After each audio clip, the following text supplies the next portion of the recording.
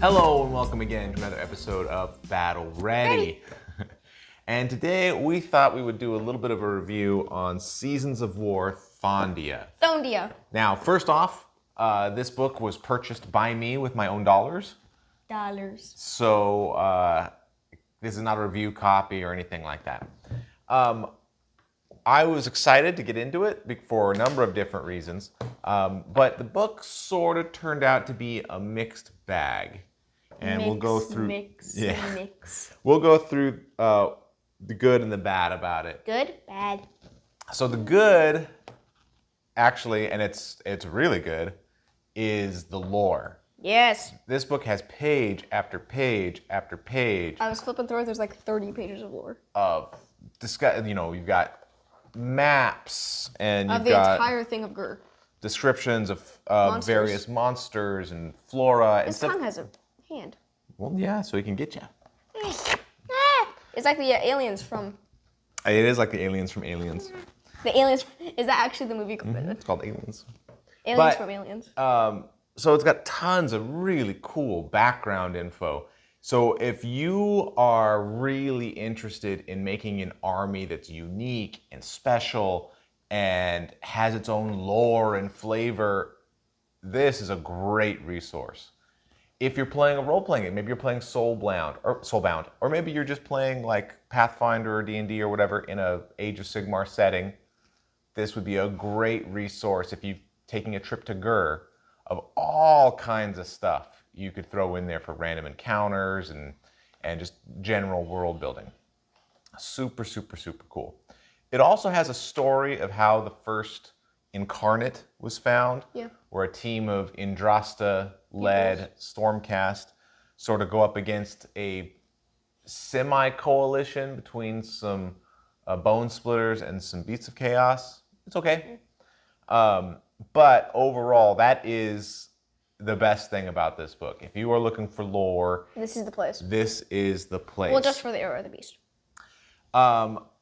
Second, and this is sort of the medium thing, this is where all the rules for the Kronspine Incarnate are. Yeah.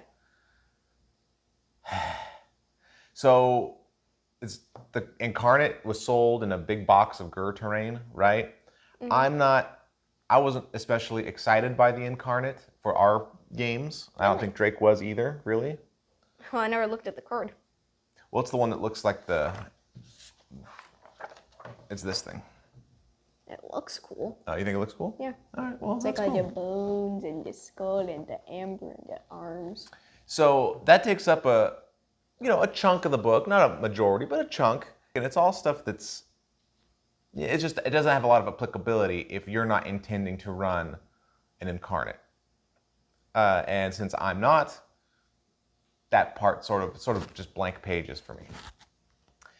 And then we get to the reason that I wanted this book, and that's the battle plans. Yeah. So there's 3 sections of battle plans. First, there's specific battle plans for if you want to recreate the Indrasta versus Beast of Chaos and Bone Splitters battles. Well, we don't have beasts or bones. Yeah, so we don't have some of those armies, so we couldn't do that. But, if you're interested in doing that, that's cool. The only thing is that those battle plans are unique to the story in this book, and the story in this book is fine. It's fine. There's nothing bad or wrong with it, but it's not the kind of epic tale of amazing defense of Excelsis or the siege of Harkuron or some of these other amazing epic events that you want to recreate. This is a couple of warbands fight for a little bit and then an Incarnate shows up. So I just don't know that really motivates me, and probably most people, to recreate those battles, because it's sort of like,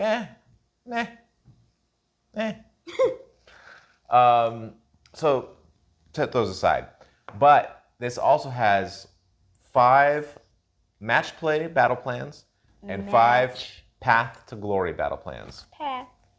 You're making lots of hand signals today. Hands. So we've done 4 out of the 5 path to glories. We haven't done any of the match play ones. And part of the reason we haven't done the match play is because it uses essentially the same battle pack as the General's Handbook 2020 does, where it's very monster focused. Yeah. A lot of the stuff gives you bonus points for using an incarnate of Gur. So they're really pushing the incarnate in these particular battle plans. And if you don't have an incarnate, Sad. yeah, it makes those battle plans a little bit less enticing. And I feel like a couple of the battle plans look pretty cool, but I have 12 good ones already in, or, maybe not 12, maybe like 10 good ones already. Well, we rated four good, four medium, four bad. Yeah, well, yeah. Or five good. There was only one that we didn't really like, though. Which one was that again? That's the one that turns off the, where you can't, turns off the Stormcast ability to come in later. Nope. Yeah. No. You can't have anything in reserves. No. Right, so you couldn't have your flying girls from Daughters of Cain. You couldn't have it in your couldn't have your night haunts. Right, couldn't have Nurgle guys ambush from off the board. Yeah. Just like, gosh, anyway, we talked about that in another video. I'll try to link it up here. But, so those weren't, even though a couple of them were sort of neat, and maybe we'll try them at some point, they weren't as cool as I thought they were going to be. I thought they were going to be really interesting battle plans. Well, and only 2 out of 5 were good. Seem, and now we haven't played them, so maybe they're not as good as I'm thinking, but 2 out of 5 were really interesting about one character has an artifact and the other army is trying to fight that and kill him to get the artifact, and when they get the artifact, they get a special power. It's almost sort of narrative focused, even though they're in the matched play section. So they were sort of cool, but now, the ones that we've played were the Path to Glory ones. And I thought they were all pretty bad. Weren't they all the ones that were just murder each other till they're dead? They were all, every single one was set up in a special way and then kill each other, and whoever kills the most points wins. So against Nurgle, that's impossible. Well, it was really hard against Nurgle. But it just seems like, I don't know. It doesn't seem special. You're just playing conk your toys against each other, and you lose your toys. Yeah, just smash together and see who wins.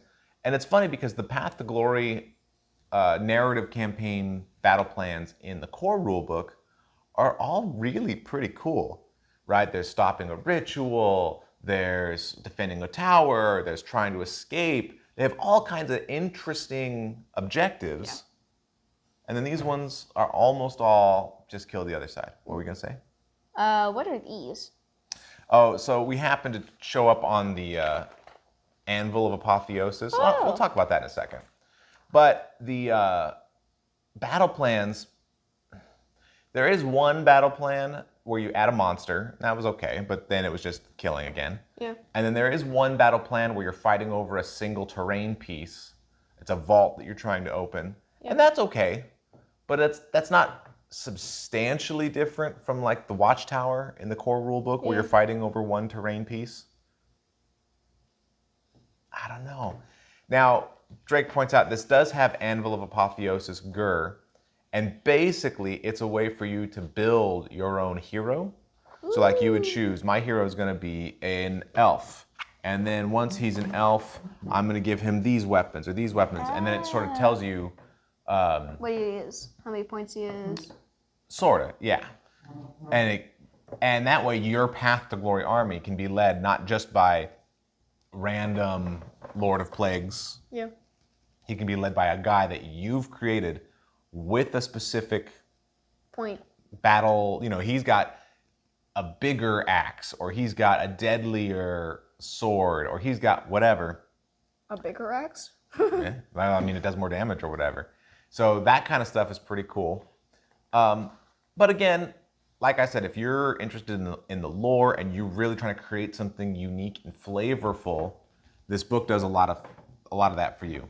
But if you're looking for cool experiences on the gaming table, I don't think you're gonna find a lot of them here.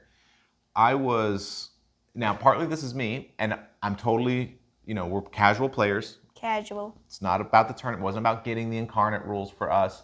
So if you feel like you have to do that, then you have to do that. But for us, what I really wanted was the battle plans. I really wanted new and inventive and exciting ways to play. And in fact, getting more matched play was sort of cool. I thought I was interested. But when they were talking about getting extra Path to Glory ones, that's what got me excited for this book. And that has been pretty disappointing. Yeah. So, should you get this book? Well, if you're mostly interested in the lore. I say yes all around. Oh, yeah, no, I disagree. I think if you're mostly interested in the lore. I mean, all together. Or mostly interested in building your own unique flavors of characters, this book is great. But if you're more interested in the battle plans and what it's going to look like actually on the tabletop, as I was, this is a skip. I mean, maybe if you find a used copy for, $10, $15, something like that, maybe it's worth it just to get all the rest of that stuff. But I think Games Workshop was selling this for $50 or $55, and it is definitely not worth that price. So you essentially pay $55 for a couple pages of written words. That's what all books are, but yes. And for us, a bunch of written words and a battle scroll, a battle. What are the cards called again? Battle cards? War Scrolls? War Scrolls that we aren't even going to use. So Yeah. we paid $55 for a bunch of words. Yeah.